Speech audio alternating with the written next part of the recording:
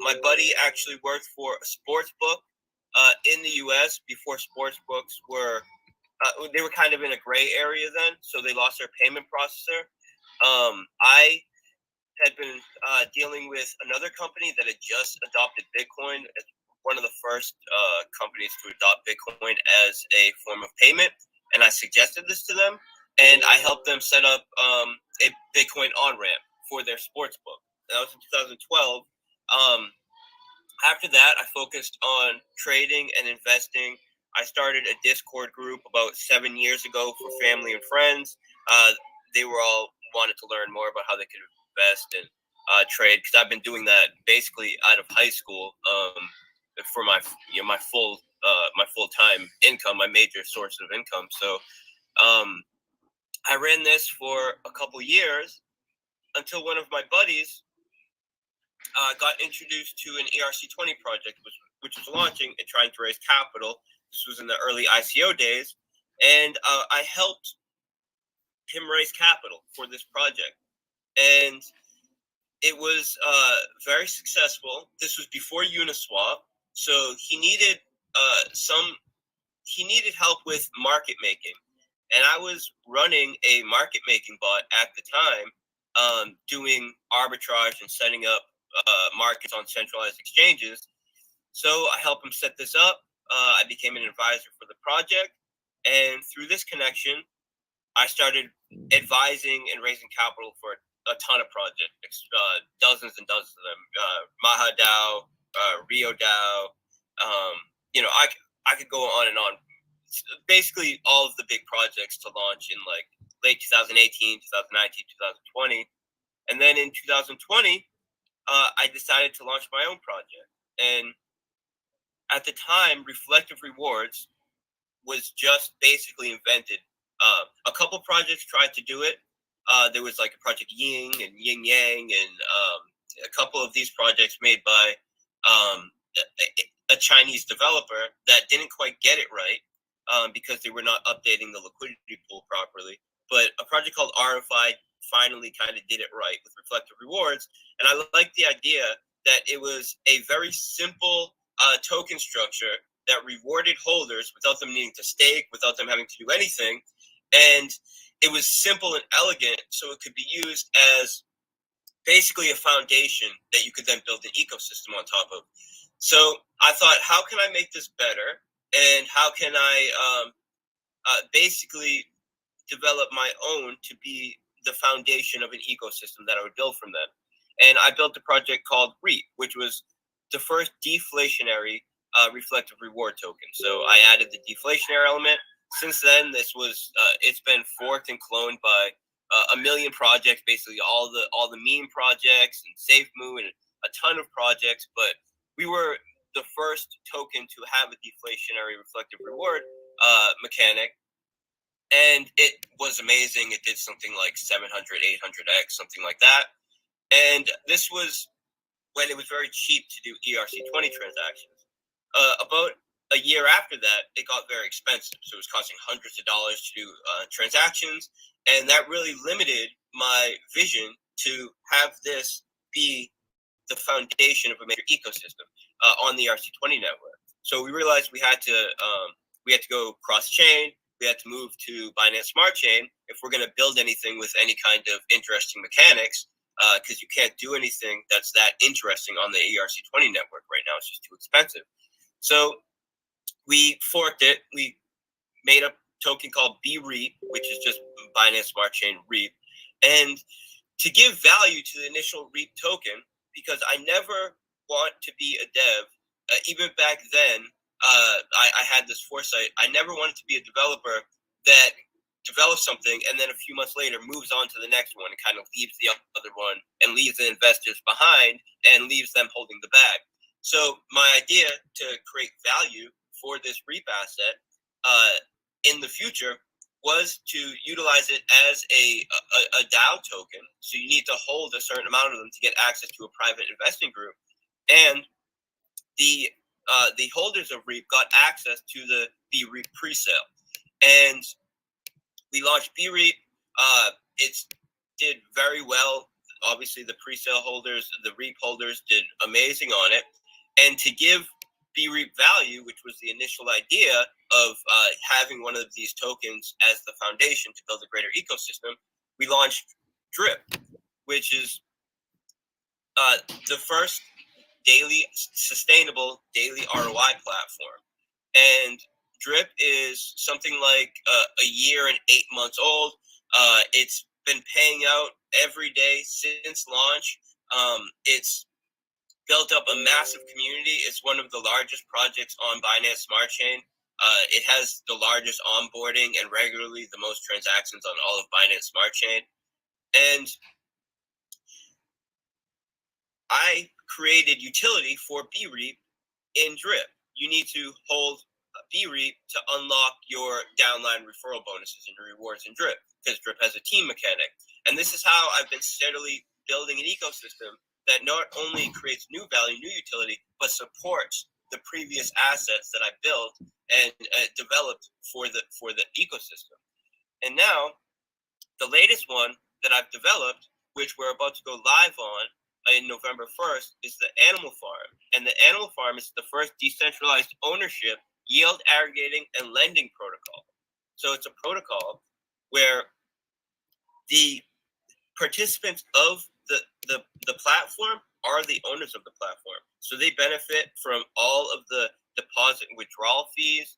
They benefit from the taxes associated with the token.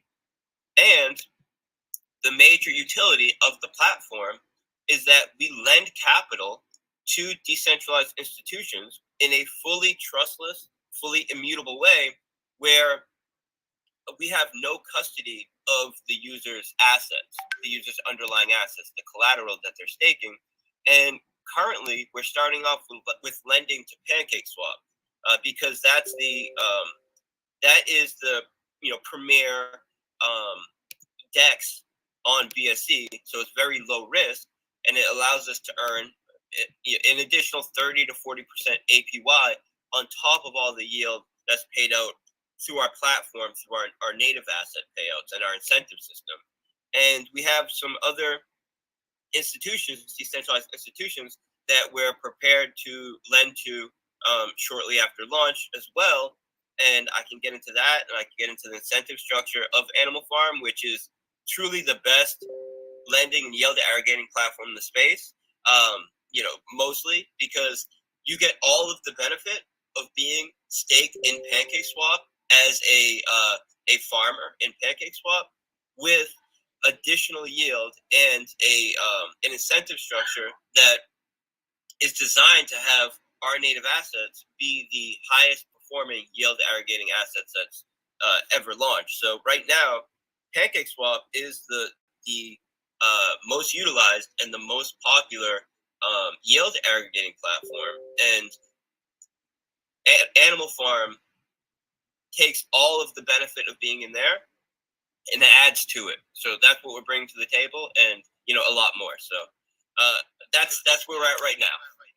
Yeah, I mean, there's a ton to uncover, and I know we could probably spend like 5 hours on Drip alone, and going through that entire evolution into today. And shout out to Crypto Atlas. I happened to check out the AMA you did on his channel. Really informative, and you guys talked about a ton of information that I hope we have time to at least highlight a lot of it here today. Even down to a roulette feature. I'm really excited to chat about it in the future, just to kind of forecast some stuff we're going to be talking about. But all right, let's just dive into it, man. So we're going to have a couple different tokens in the ecosystem here with the V2 of Animal Farm, the AFP and the AFD. Do you kind of want to walk us through an intro into how those work? Yeah. So with this is V2 of Animal Farm. So we started Animal Farm as something called Manor Farm. And the reason why we have Manor Farm and Animal Farm is because we were going with the theming of George Orwell's book, Animal Farm. And in George Orwell's book, Animal Farm, the farmer owns the farm, and he calls it Manor Farm. And then the animals basically revolt and take control over it and gain ownership of their work and ownership of their capital. And because of this, their production rate goes up, their happiness goes up, everything goes up. So I like that theming. And Manor Farm was basically V1, and it was run kind of like a traditional yield farm. And the point of it was to raise capital and have a large capital pool, which we could then migrate to V2, which is Animal Farm. And that is when the ownership of the platform was passed over from founders and developers to the participants of the platform. And the way that you get ownership of Animal Farm is by owning what's called AFP, our Animal Farm Pigs token. So we have the Animal Farm Dogs token and the Animal Farm Pigs token. And the Animal Farm Dogs token acts as a reward asset that you earn from staking on the platform. So when you stake any of our non-native tokens, or any non-native tokens, so like Chainlink BUSD LP or BNB BUSD LP or just single asset BUSD, any of those assets, and we support a lot of them, when you stake them on the platform, you earn yield in our AFD token, our Animal Farm Dogs token. And this yield that's being generated on the Animal Farm Dogs token that you're being paid out, you can then stake to earn our governance asset, our governance token, which is Animal Farm Pigs. And these Animal Farm Pig tokens is how you accumulate ownership of the platform itself. Now, when you stake these non-native assets, like Link BUSD, for example, it gets lent out to PancakeSwap. And now, on top of the yield that you earn in Animal Farm Dogs token, you're also generating yield in the form of cake, because all of the capital that you staked in Animal Farm gets lent out to PancakeSwap, and that 30 to 40% APY that you're generating based on what you're staking gets swapped for BUSD, so that cake gets swapped for BUSD and paid out to the governance staking pool, the Pigpen. So if you're farming with non-native tokens, in order to actually claim and earn all of the yield that you're generating, you have to utilize those dog tokens to earn governance tokens and get a greater share ownership of the platform in the Pigpen, our governance staking pool. And when you're in the Pigpen, you get 75% of all deposit fees, and you get the BUSD that is being earned through the back-end lending to PancakeSwap. Now, on top of this, the Dogs token, the Animal Farm Dogs token, has a form of vesting, and it's a unique form of vesting that is brand new to DeFi. It's brand new, really. It's a brand new innovation. So the way that it works is, traditional vesting is a form of locking. So they lock your tokens, and you can't access those tokens for some period of time. It could be a month, a year, weeks. But the downside to this is that these periodic cyclical unlocking periods create predictable events where everybody knows, especially insiders, when a bunch of new tokens will be unlocked.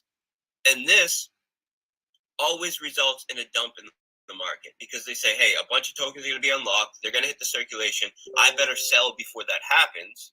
And it creates a compounding negative effect, because you don't just have the tokens that are being unlocked dumping. You have the people front running that unlock to dump. And even people that are big supporters of the project may say, I really like this project, but if a bunch of tokens are going to be dumped, let me dump too, and I'll buy back in after. I'll buy back in lower. So we wanted to have the benefits of vesting, which is you're putting tokens out of circulation for a period of time, without the negative externalities of these unlock events that cause a lot of sell pressure and a lot of negative pressure on your assets.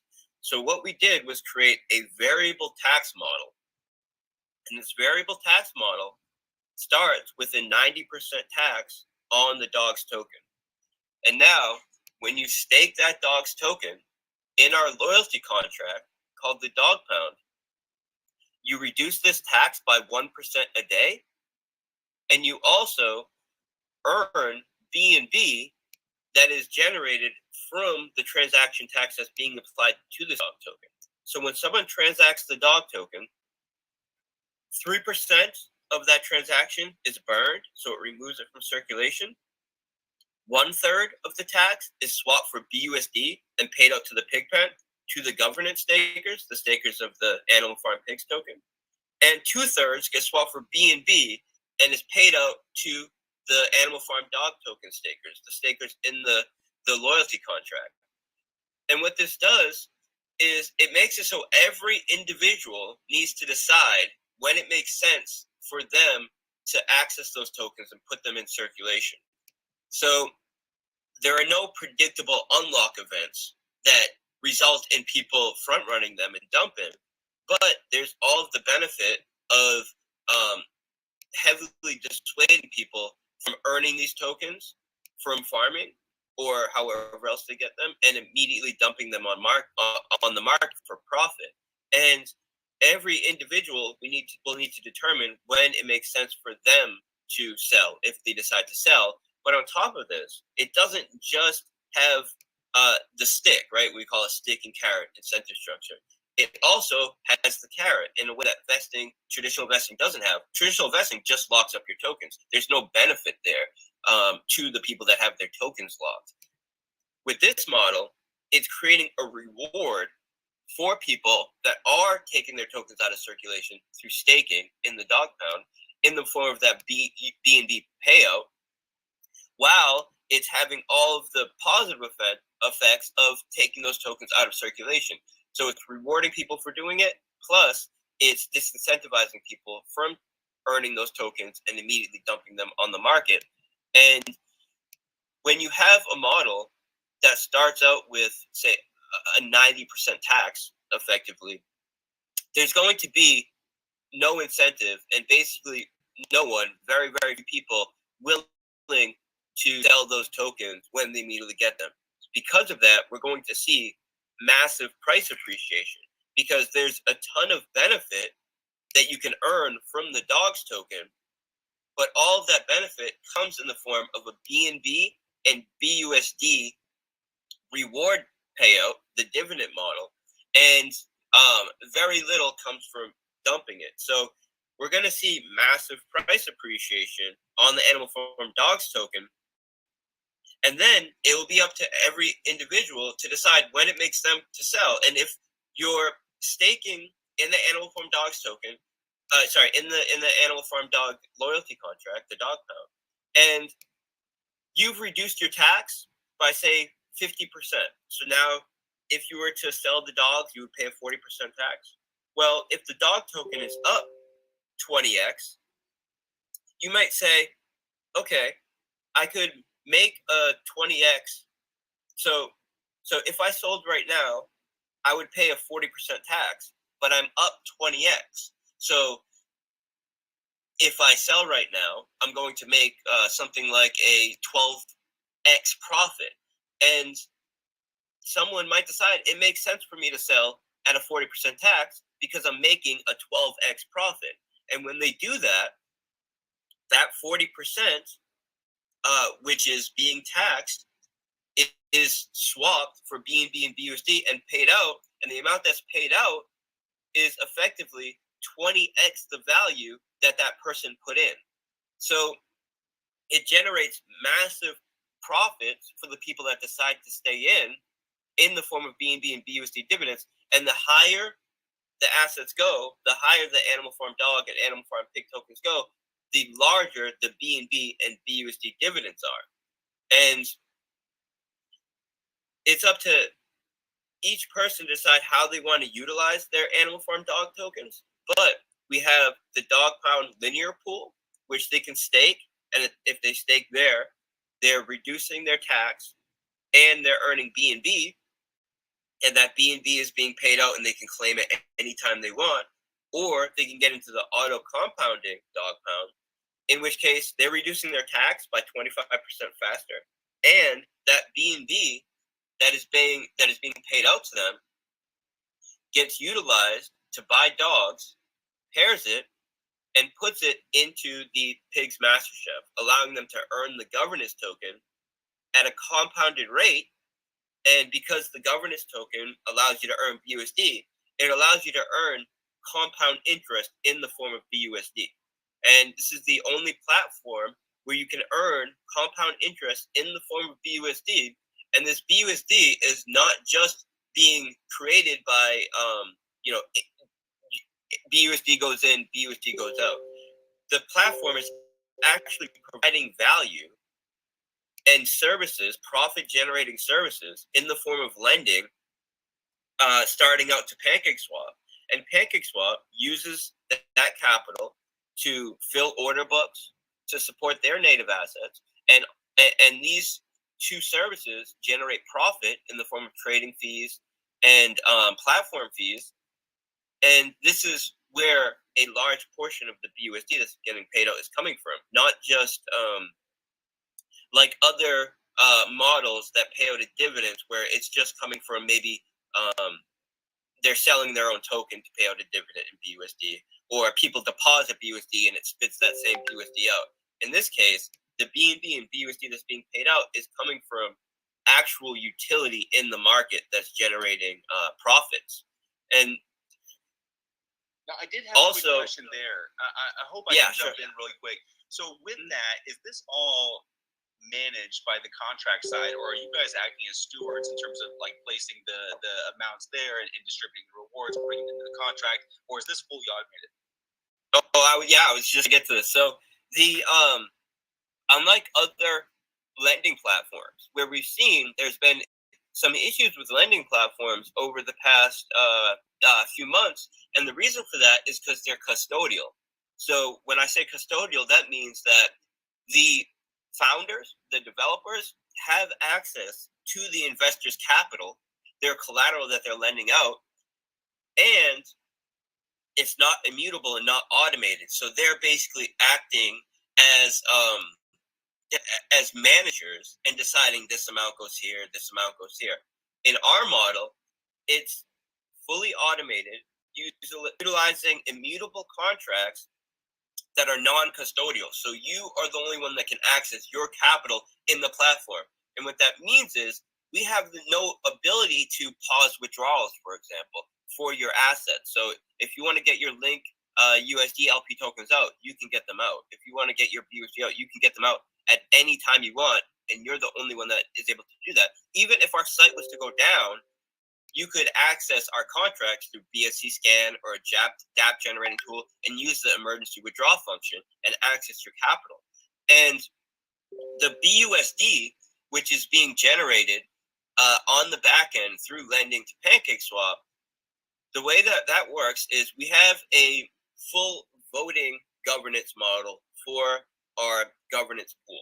And that means the people that are staking the Animal Farm Pigs token in the Pigpen, which is the governance pool, they can participate in proposal votes to determine future roadmap proposals, future partnership proposals, and the first proposal that will go in front of them is how often these BUSD injections into the Pigpen get paid out. And most likely, it will be either 1 week, 1 month, or quarterly. And the way that our proposal system works is, first, we have just an open vote where really anybody in the community can vote.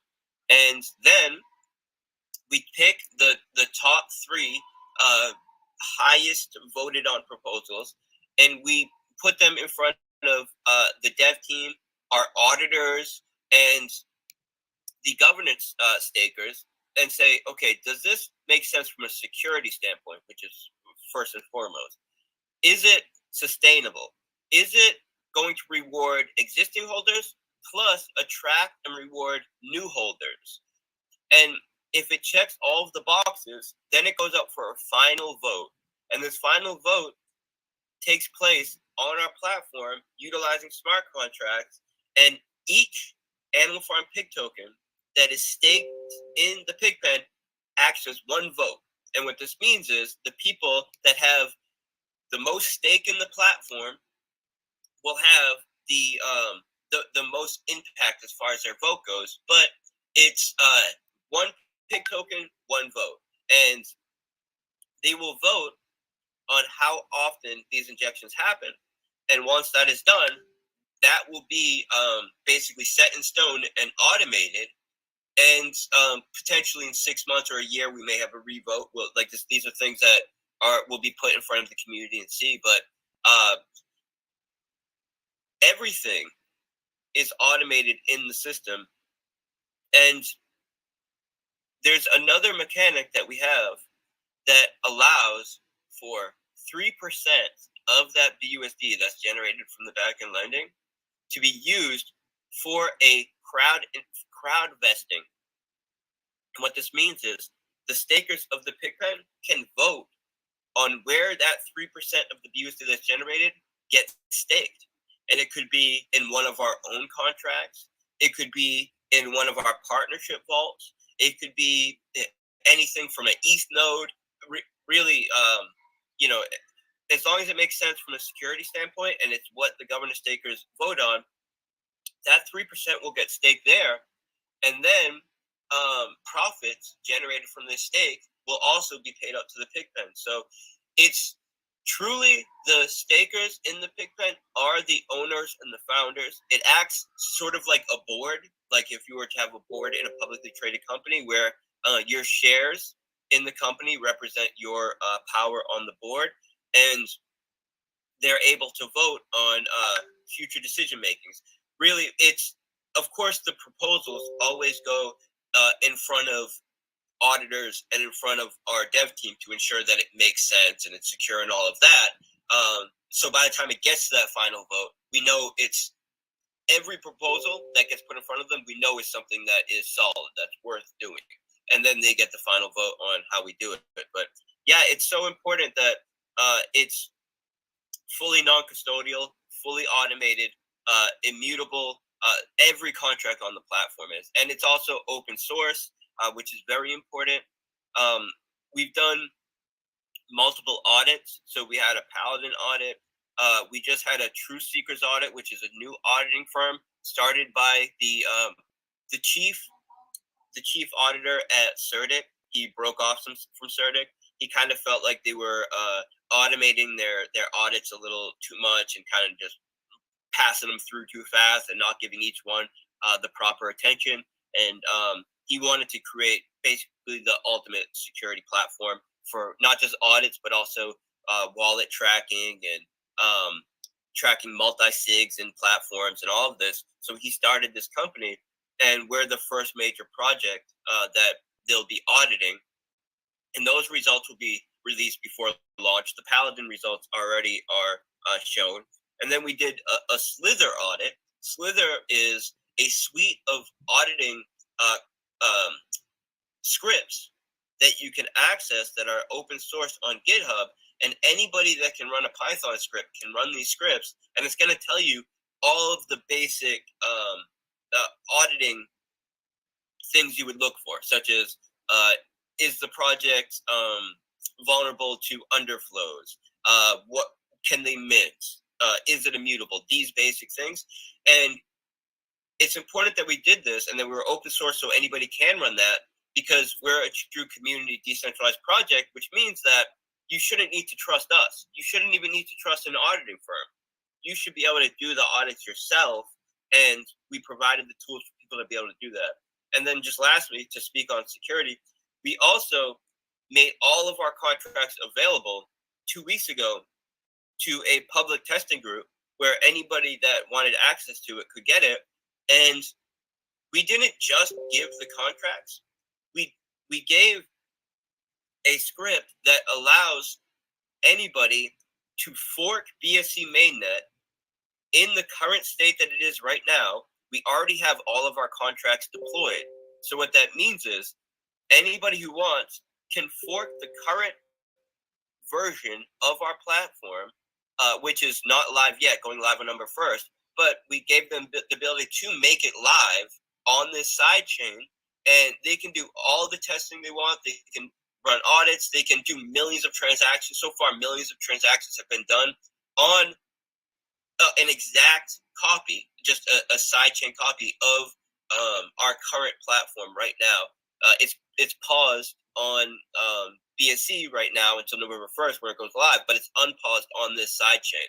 And it's better than a test net, because on a test net, we would have to redeploy the contracts, and who knows if we redeployed them in the state that they are actually on mainnet. But when you do a fork sidechain, it's a fork of BSC right now, and you know what's on that fork sidechain is exactly the contracts in the exact state with the exact permissions and everything that we have right now paused on mainnet. So we have gone above and beyond from a security standpoint, and also from a standpoint of transparency, and allowing anybody to test the platform as they see fit. And there's been a couple other projects that released test nets before launch, but I believe we're the first ones to do a full side chain, so people can ensure that they're testing at the exact state that it is on mainnet, which is another groundbreaking security thing that we're doing. I mean, I love the flexibility you built into, I guess, the development side and the investment side, even just with how the funding's rolling through it and the options that you guys have for partnerships and whatnot. I mean, it is impressive stuff. I guess talk to me a little bit. Is there going to still be a marriage between Animal Farm and Drip here? Yeah. So with V1, we had Drip being able to farm the governance token. And this was a little bit of a thorn in my side, because although we wanted to provide value to Drip, and having it be able to farm the governance token, so effectively being treated as a native asset on the platform, was adding significant value to Drip. And we saw Drip did a nice 3x pump on the release of Mana Farm. But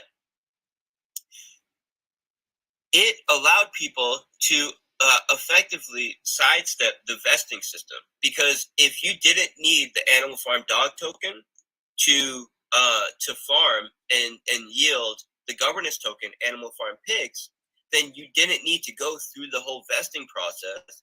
And this vesting process not only supports the overall platform, it also just sets the game theory perfectly, because if you're staking in non-native, you're generating yield that can only be accessed. So the yield that you're generating through lending can only be accessed by utilizing those dogs that you're earning from farming to earn and accumulate the governance token, and then staking those governance tokens in the pig pen, in the governance staking pool.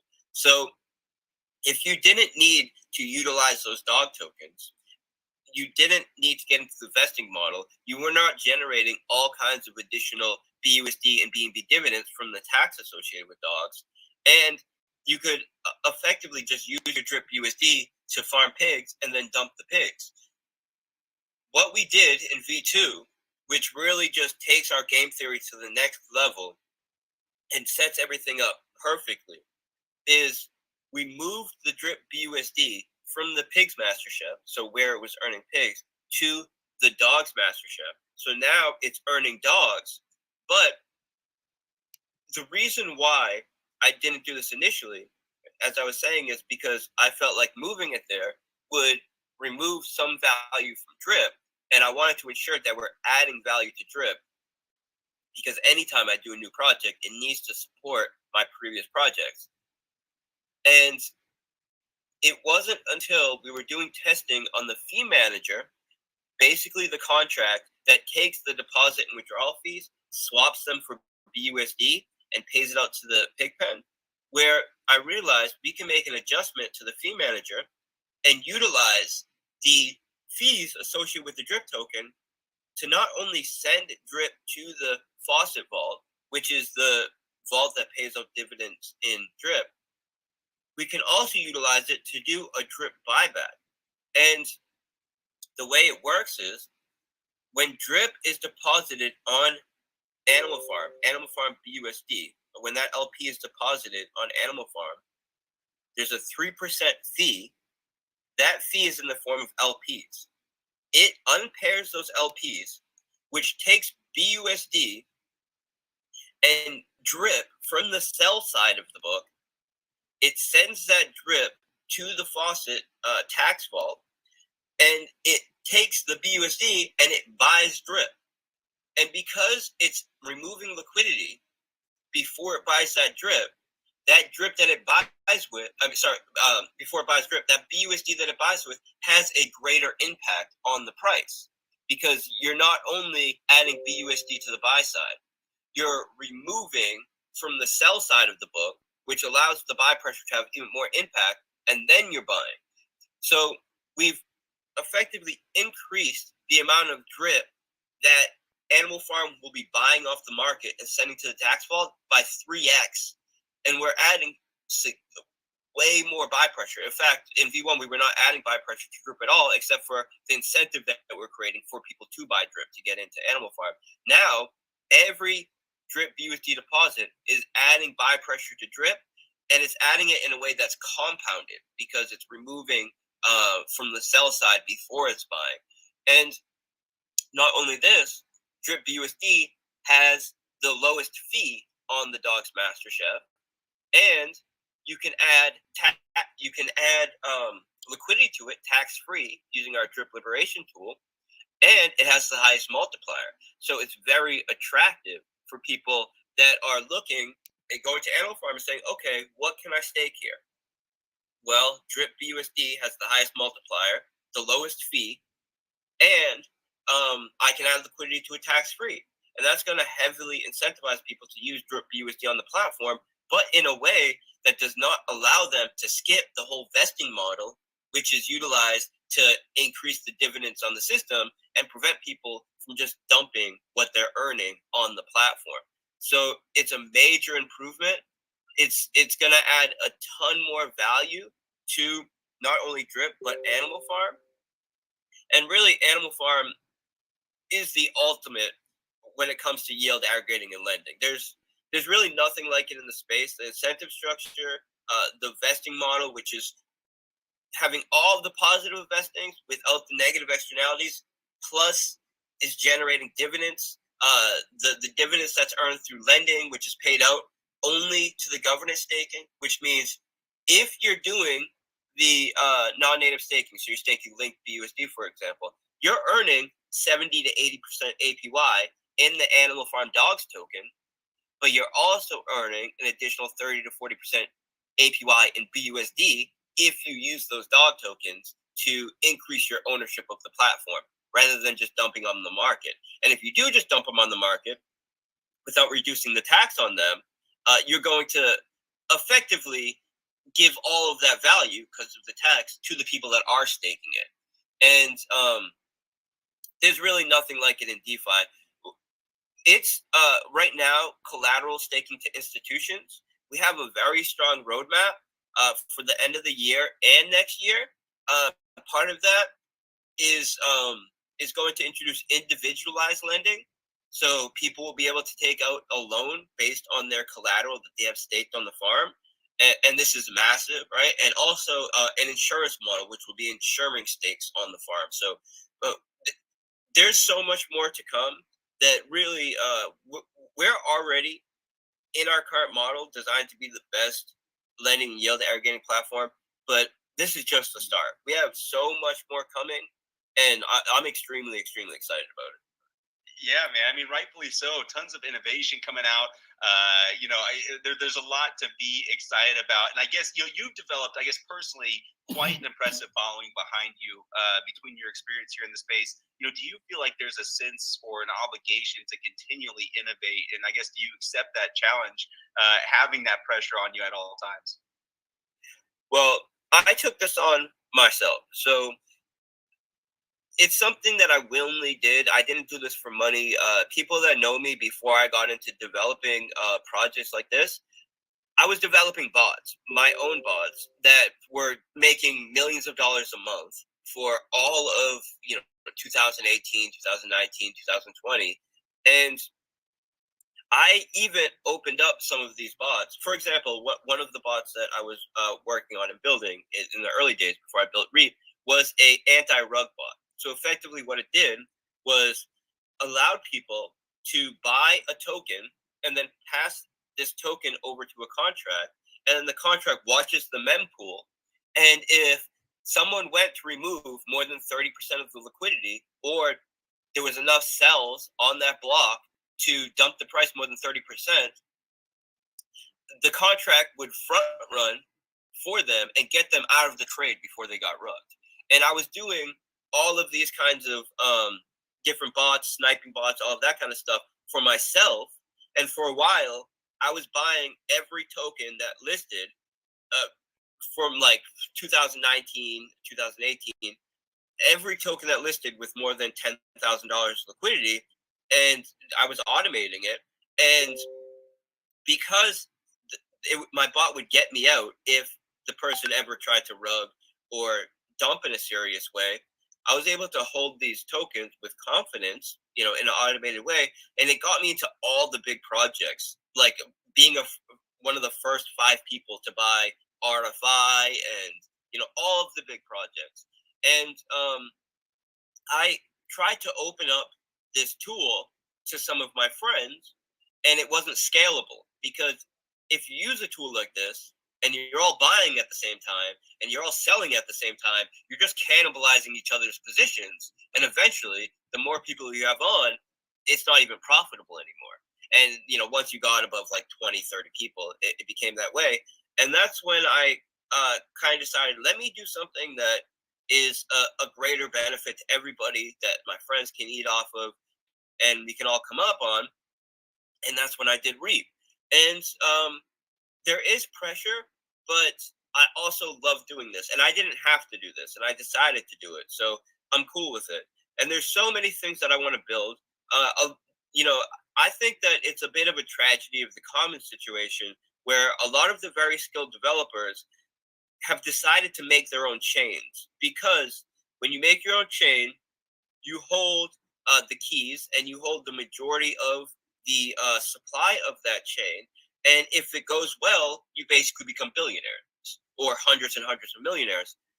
And we're in a time now where we don't need any more chains, right? Of all of the major chains that have come out in the past year and a half, have all just been BSC forks. Even if there's another chain coming up that's somewhat popular, that's just a BSC fork, effectively. And we don't need any more BSC forks. We need people to build actual utility on these chains. So building a million chains is like building a million telecom companies, or building a bunch of cable or fiber optic companies, but having nothing on the internet to search, having no one to call, having nothing to watch. And that's kind of what the state that we're in. There's very few products with true utility, but a ton of different chains out there.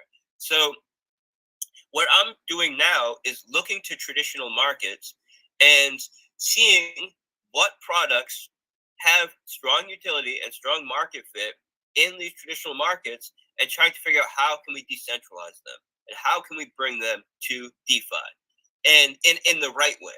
And what I see as being kind of the major utilities that are going to drive DeFi forward are lending, insurance, privacy, gaming, and there's a few others, like maybe options, like on-chain options, a few others that are, I guess, could kind of make up the last group.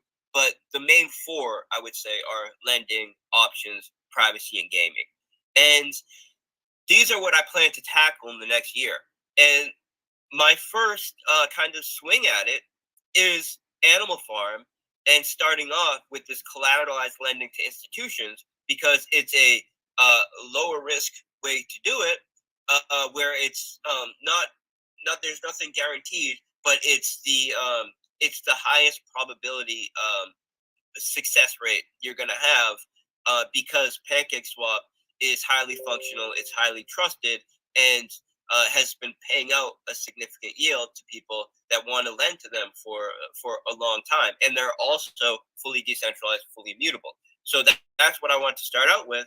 But next year, by Q2 of next year, I want to have individualized lending out.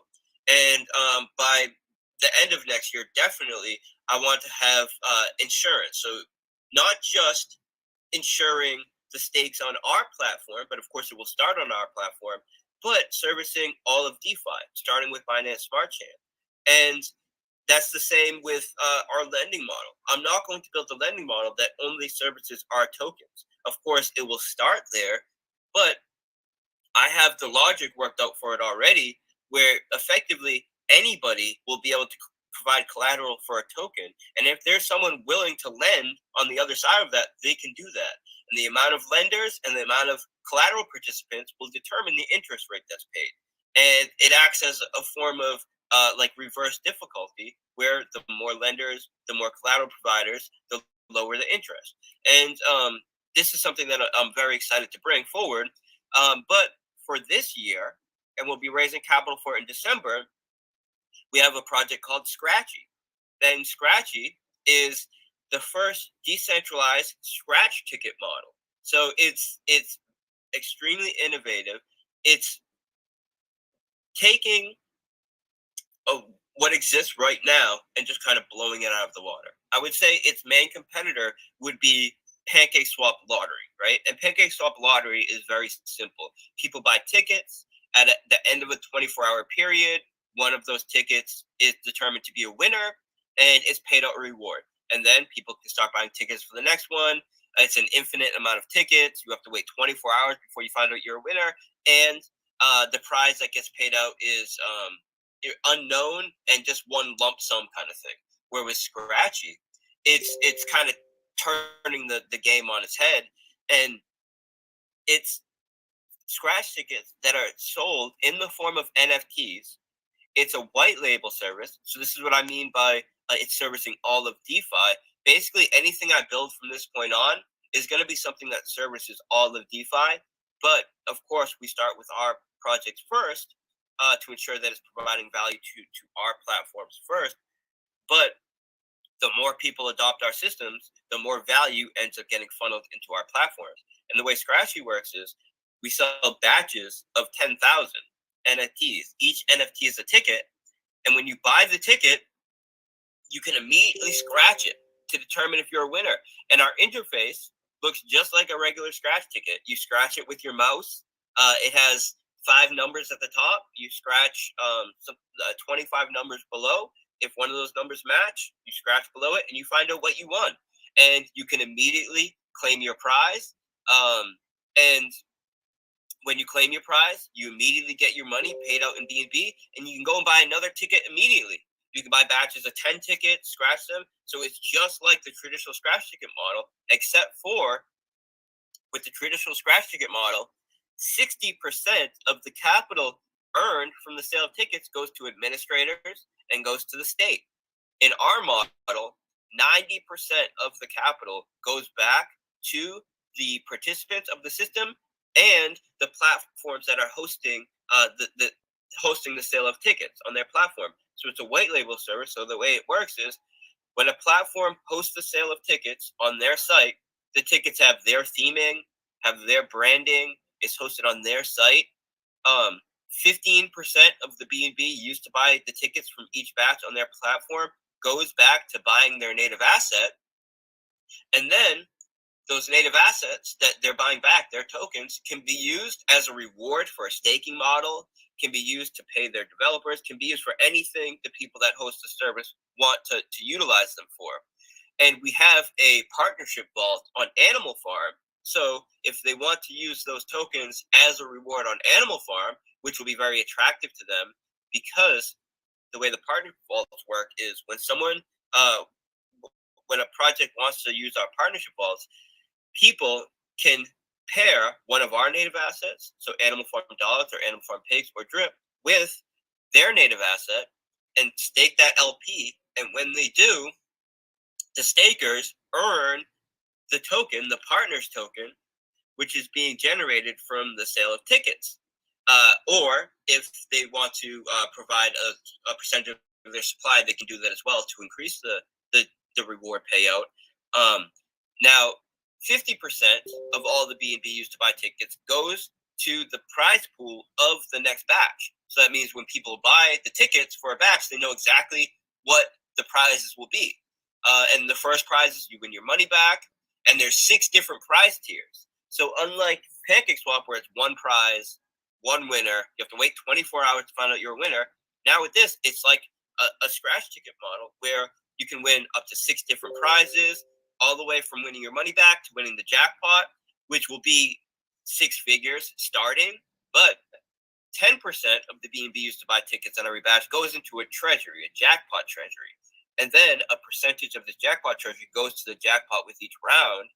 And it's up to the hosts, the people that are utilizing the scratch ticket service and selling the scratch tickets on their platform, to determine what percentage of the jackpot treasury to use on each batch. So if they're having some special event or something they want to promote, they can increase the percentage to the jackpot treasury and have a bigger jackpot for that batch, and it becomes very attractive. Now, 20% of the BNB used to buy tickets goes to a revenue sharing model. And when you claim your prize on the ticket, you have to burn that ticket. You have to burn the NFT to claim the prize. But if you don't claim the prize, if say you don't win anything, which you have a 1 in 3 chance of winning something on every batch, say you don't win something, or you win your money back, but you would rather use that ticket to earn a revenue share and to increase your ownership of Scratchy, you can stake that NFT, and now the BNB that is allocated to this revenue share gets paid out to you. So there's a path to profit whether you win or not, whether you win a prize or not. And to ensure that the revenue sharing pool never gets diluted, because you have to imagine if 10,000 tickets are being issued every batch, that could get filled up pretty quick. So there's an element of time decay on each ticket. So each ticket starts off with a 5x multiplier. If it's a 0.1 BNB ticket, because there's two prices you can pay for the tickets, and the prizes scale. So there's a 0.1 ticket you can buy BNB, or a 0.3 BNB ticket, and of course the 0.3 BNB tickets have a slightly better odds of winning and larger prizes.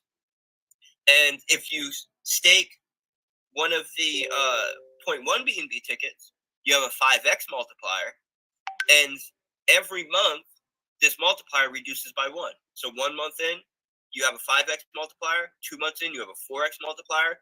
3 months in, you have a 3x multiplier. Until you get to 5 months, your multiplier goes to 0, and you can no longer earn off that ticket. And that prevents the revenue sharing pool from getting diluted. That way, when more platforms adopt the system and more participants get involved, the BNB payouts get larger and larger and larger, because the revenue sharing pool isn't getting diluted, but more BNB is being generated from the sale of tickets on all these different platforms. And on top of this, the tickets have a very good model for the secondary market for selling. So you may buy a ticket and you may want to just scratch to see if you want a prize, but you're not interested in the revenue share staking. So you can buy a ticket, you can buy 10 tickets, say you scratch 9 of them, or say you scratch all 10 of them, 9 of them don't win, or realistically, it would be more like 7 of them didn't win, 3 of them won. Say you win the jackpot on one and you win 2 big prizes on the other. You may say, "Oh, I want to keep playing. Let me sell the 7 tickets that I didn't win on." And the people that are buying those tickets on a secondary market are buying them because they want to buy them and stake them. And they may not be interested in buying tickets to win a prize. They may be only interested in a revenue share. So they're going to buy them at a discount because they've already been scratched. And when they buy them, they can see exactly what they're going to be able to earn off them, because the multiplier and the amount of days that they can earn is on the NFT itself, so they can see it. And if you staked for a month, say you staked for a month, and now the multiplier is down to 4x, when they go to sell it on a secondary market, the person that buys it can see on the NFT, okay, it has a 4x multiplier. I have 4 more months I can earn on it. Let me pay this much for it. Or it has a 3x multiplier. I can only earn it for this much longer. Let me pay a smaller price. So, the game theory for it is just amazing. And that is going to be hosted first on Animal Farm and Grip. And this is the first kind of swing at gaming, the first major swing at gaming that we're doing. Because as I said, gaming, insurance, lending, and privacy are really what I want to tackle for DeFi utility over the next couple of years. And it's not only going to provide a major value for Animal Farm and Drip, because 15% of all the BNB used to buy those tickets are buying back Drip and Animal Farm. It's also going to provide major value for Animal Farm, because all of these platforms that are hosting the sale of tickets can set up a partnership vault on Animal Farm, which gives people another way that they can earn on Animal Farm without inflating the supply of our reward tokens, because the rewards are being paid out in the partners token. And the reason why the partner would want to do this is because it's not coming from inflating their assets either. It's coming from the buyback mechanism of Scratchy. Plus, they're getting a major cross promotion. Plus, they're getting a deep liquidity pool, because in order to get into a partnership vault, people need to pair their token with one of our tokens and create that liquidity. So these are some of the major innovations that we're bringing to the table for Animal Farm, and Scratchy will be raising capital for that in December. So, I mean, a lot of these things are right around the corner. But November 1st, the base contracts of Animal Farm are going live. It's going to be a wild launch, man. I'm interested, if I'm interested in getting in early, what are the launch day procedures? Is there any option to get involved today? If so, how do people do it? Yeah. So AFP, our Animal Farm Pigs token, the governance token, is already available. You can buy it. If you go to animalfarm.app, you can click buy pigs, and you can use our swapping page right on the platform. It's buying off of PancakeSwap, but it just makes it so you don't have to worry about buying the wrong token or getting the wrong contract or having to find it on PancakeSwap. You can just use our front end, and it's going to buy off PancakeSwap for you, and it's going to find the best price for you. So if you try to buy with BUSD, but BNB has a better rate, what it's going to do is first swap your BUSD for BNB and then buy it with BNB. So there's a lot of benefits to using our platform. First and foremost, you're not going to get tricked into buying the wrong token, some scam token or something. And the reason why we are allowing for people to buy Animal Farm Pigs before the whole platform goes live is because as soon as the platform goes live, dogs are going to be trading, and people are going to be staking, depositing, and withdrawing from Animal Farm, and that's generating BUSD dividends paid out to the pig pen, and you can earn your share ownership of the platform now by buying Animal Farm Pigs off the market and staking them in the pig pen, the governance staking pool, where you're already in place to start earning as a owner and founder of the platform as soon as it goes live. And we know that when it comes to speculative trading, the vast majority of people do not come out winners. How you come out winners in DeFi is by being long-term holders of projects with fundamental value and strong utility, and being a founder or developer of a popular platform. And what Animal Farm does is it allows you to earn both ways. It allows you to earn as being an asset holder of a token that has strong utility and strong market value.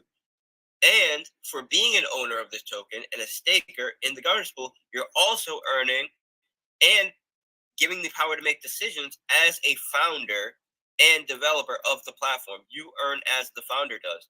And Animal Farm, when we're talking about fees, we take the smallest fee out of any other platform when it comes to what we take as a developer. So when we look at deposit and withdrawal fees, there's a 4% deposit and withdrawal fee on farms, so 2% in, 2% out, and there's a 6%, 3% in, 3% out on pools. But 75% of this deposit fee gets swapped for BUSD and paid out to the pig pen, the governance pool. 25% get sent to what we call our liquidity helper contract. And when this liquidity helper contract meets its threshold, so when it over $2,500 worth of BUSD is on the contract, it buys dogs with half of that BUSD value, pairs the rest of the BUSD with dogs, and adds liquidity to it. So it's constantly adding buy pressure to the dog token and adding deeper, decentralized, and locked liquidity. every time someone deposits and withdraws. Now, we have something called a founder staker contract. And what this does is allows me as the founder of the project to hold 10% of the Animal Farm pig tokens in the governance pool. So I'm able to earn effectively 0.5% of the BUSD paid out to the pig pen. So when you look at what all these other platforms are taking from a dev fee, it's typically a 4 to 6% on deposit and withdrawals. Typically, that all goes to founders and developers. Where in our case, almost all of it, 99% of it, goes back to buying back the token and adding liquidity. More than 99%, but actually, 99.6% to be accurate. Goes to buying back the dogs token, adding liquidity, or paid out to stakers in the pig pen. And to ensure the decentralized nature of the platform, the pigs, which are the founder staker pigs that are staked in the pig pen on the founder's behalf, can never be withdrawn. They're held in a founder staker contract, which only allows pigs to go in but never out, which means you never have to worry about those pigs ever hitting the market or developers ever selling their tokens. And the reason why this is important is because we never sell native assets, and we never take profit by selling our native tokens as developers. We never sell our native assets to pay for marketing. We always either take no fee, like on Drip, where Drip is a 100% community project. We've never sold a Drip. We take no dev fee. We take no founder fee, nothing. Drip is just a full out open source community project.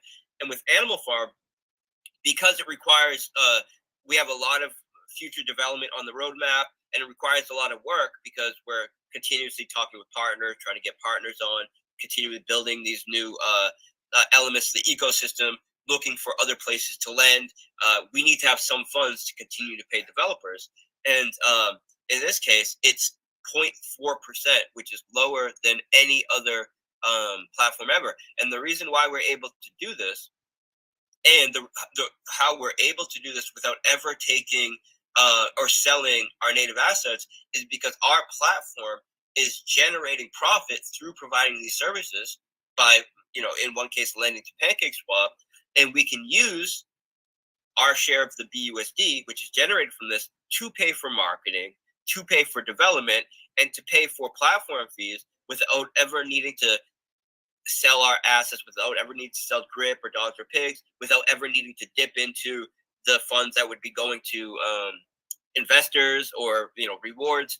So it's an extremely sustainable model and a decentralized model, and it's really the way that DeFi should be done, in my opinion.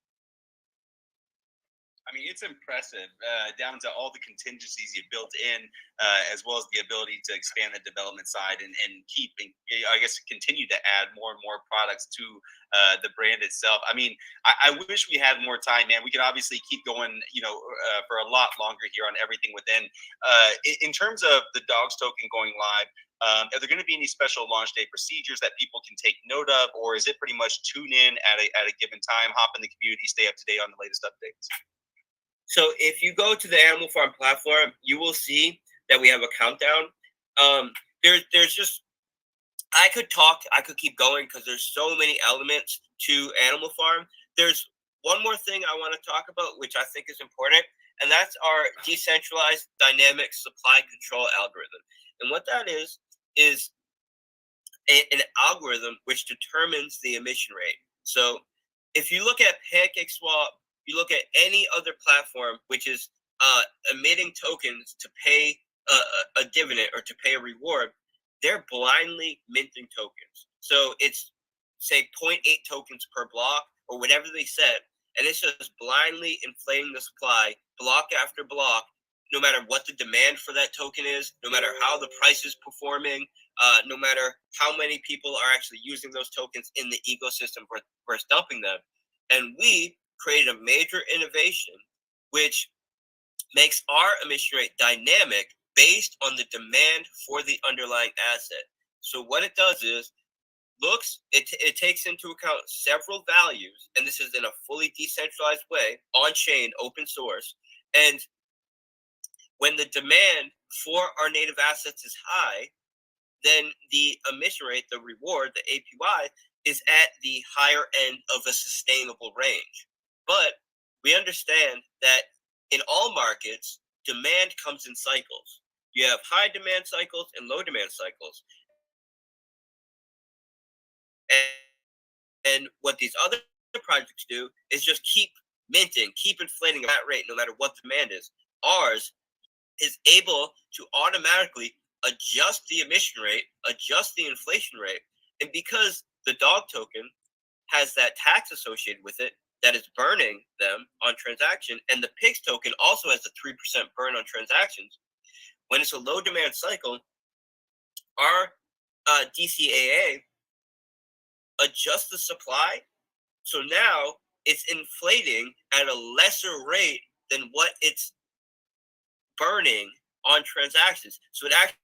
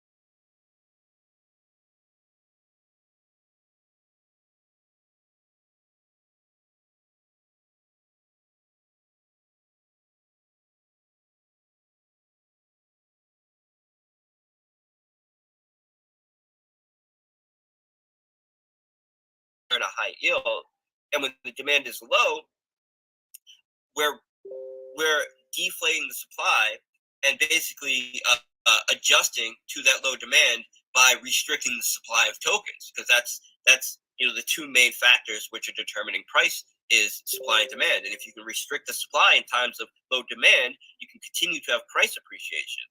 So that's a major thing that we've developed, which is only part of Animal Farm. And this is why I say that Animal Farm is designed to be the best yield aggregating lending platform in the world, because you get all of the benefits of being a PancakeSwap with all of these additional innovations and incentive structures, which pays you out, massively in BUSD and BNB, while the tokens that you're staking to earn this BUSD and BNB are appreciating in value. So it's huge. And then as far as launch, what you can do for launch, on November 1st, we have a countdown. At noon, we're going to launch the dog token. And we're going to open up the farms and pools for staking.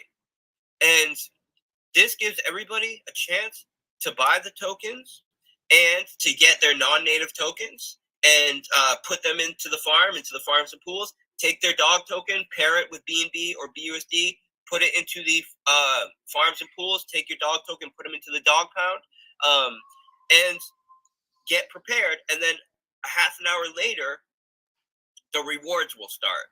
And the reason why we have this 30-minute grace period is because the APY that's paid out in any farm or pool is based on the amount of tokens that you've allocated to that pool, plus the amount of capital, so how diluted the pool is, how many participants are in the pool. And if you have a system where the rewards are being paid out as soon as it opens, you have a system where insiders can game it, because they know when it's going to open. They can use a bot and they can get right in as soon as it opens before everybody else. And now they're getting like 1,000,000% APY for a couple blocks before everybody else gets in. And then they can, do what they want with it, dump it or whatever. Our system allows everybody a 30-minute grace period. So that way there's no opportunity for insiders to get in first and all of that, manipulation that you see in other projects. So at noon, we launched the dog token, and you can utilize that dog token how you want. You can get in non-native staking, all of that. And then a half an hour later at 12:30 p.m., and we're talking EST. So we go live, we go full live. And then the platform will be going like this for a couple weeks. And then we start rolling out our other roadmap punctuations that we have, a lot of which are already developed. So we have a dogs roulette game, which is effectively a game like Russian roulette.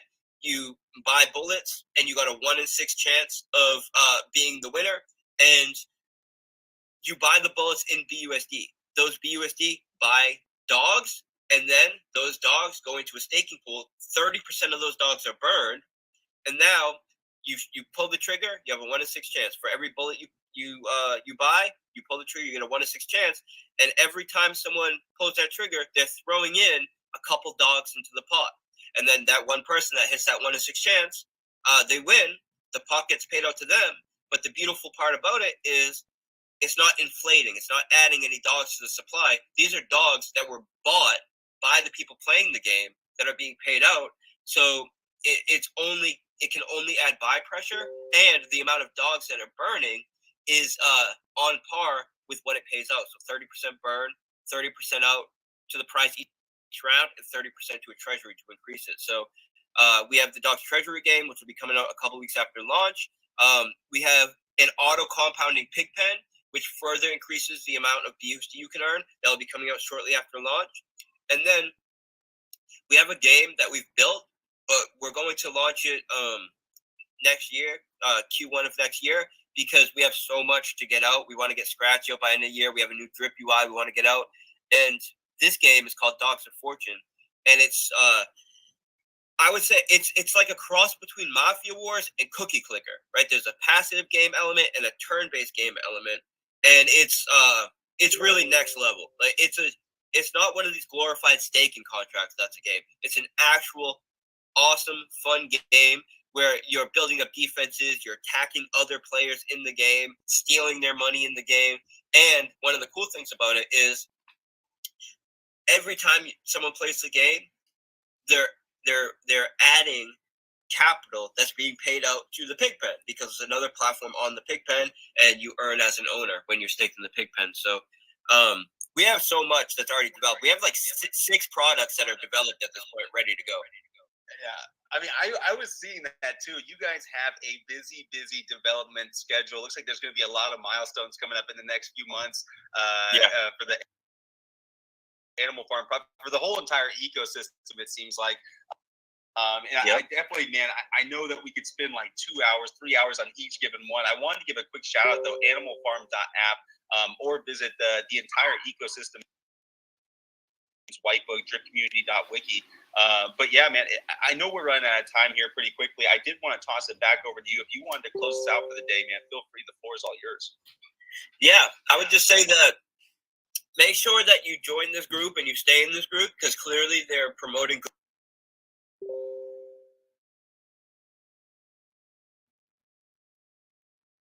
good projects and they're bringing good information to people. I respect that, and we want to give people attention that are providing quality work. And I believe that there's a $500 prize that is going to be going out to someone. Join our Telegram group. It's linked there. Make sure if you join our Telegram group, you're doing the CAPTCHA, because I saw a bunch of people join, but you didn't do the CAPTCHA, which means you're going to get kicked out, and I don't think you'll win the prize if that happens. So make sure you join the group. And also, if you go to animalfarm.app right now, you have a chance of winning a $5,000 prize. We already paid out a $5,000 prize to a woman named Kira yesterday. And the way that you join the competition is you go to animalfarm.app. On the right, you'll see a list of tasks you can do. One of the tasks is putting in a valid BSC address, and some of the other ones are following our social media, joining our Telegram, retweeting one of our tweets. And for every task you do, you get a ticket in the an entry in the competition. And then on November 1st, when we go live, we'll be picking one random winner based on one of these entries, and we're going to be paying out $5,000 worth of BUSD. And just keep this in mind. I'm saying BUSD because we never pay out prizes or do marketing or anything in our assets, because we know if we do that, someone's going to dump it. So we always pay out in BUSD. And that's it, guys. Check out the site. Make sure you join our Telegram, because that's how you're going to get an update when we go live on November 1st. And stay on top of things. We have an interview tomorrow with Bartertown. He's one of my favorite YouTubers. He's the man. He's basically a long-time supporter. Yeah, he's been around with me for like 2 or 3 years. He covers everything we do, and he's like one of our admins. He's a great guy. He's a very solid, loyal guy, and we have an interview with him tomorrow. I'm gonna announce it when I get out of here on my calls channel. If you go to our main Telegram group, you'll see where the calls channel is. That's where we just post updates, but we always pin them in the Animal Farm group as well. And I just want to thank you for having me on. I really appreciate it. I appreciate you covering us. And we'll have to do this after launch. Yeah, man, most definitely. You crushed it. It was all you on this one. Super informative. You made it easy to digest. I'm not gonna lie, man. The biggest pile of notes that I've ever done on an AMA, I think, are within your awesome, project. I just wanted to make sure I understood it. I'm sure you're getting in front of some new ears today, because this I had heard of it, right? It's hard not to hear about the project, the drip project, everything else that you guys have been doing. Even Animal Farm, it's hard not to hear about it. But it's one thing to like really take a step in and to listen to you explain it, to look into the white paper and see the fundamentals behind it. Really, really cool stuff, and I'm glad that I had the opportunity to do it. You've been an awesome guest, and super informative with the whole thing. But one more time, guys, animalfarm.app, dripcommunity.wiki to see their white paper. Jump into the latest Gollum Shimpkins post. I believe the link is in there to dive into their community as well. And then also the link to the grotto, which is open for everybody that's been tuning in. But Forex Shark, thank you so much for your time. I do appreciate it. Thank you, brother. I'll come back in a couple months. I really appreciate this. Let's do it. And then for everybody listening, before we close it up, I did want to give a shout out to the new community chat. That is that link in the latest Gollum Shimps post. It's called The Grotto. It's been great to see the community insight and quality community reviews that have been posted, as well as the discussions that have been spinning off from these AMAs that we hold daily. Any NFT lovers are also going to be interested in learning about our own community NFT collection, which boasts huge rewards for holding them, including $66,000 distributed amongst the 60 holders in the past few months alone. No doubt the current holders will gladly fill you in when you hop in the grotto. The link to it is in the bottom of the AMA post. Like I said, like-minded individuals wishing to join the group for the purpose of high-quality crypto chats. Please note there are a huge amount of requests right now to join, so working through them in batches. Thanks again for tuning in, everyone. It's been awesome to chat with Forex Shark. He's been a great guest. And until next time, have a great rest of your day. Thank you, man. And I don't know, let me try to post. Actually, no, you have a closed group. It's just an announcement group, right? Yep, exactly. Yep. Okay, because I was going to say, if you want to, I could answer some questions in the chat, but maybe I'll join this other chat.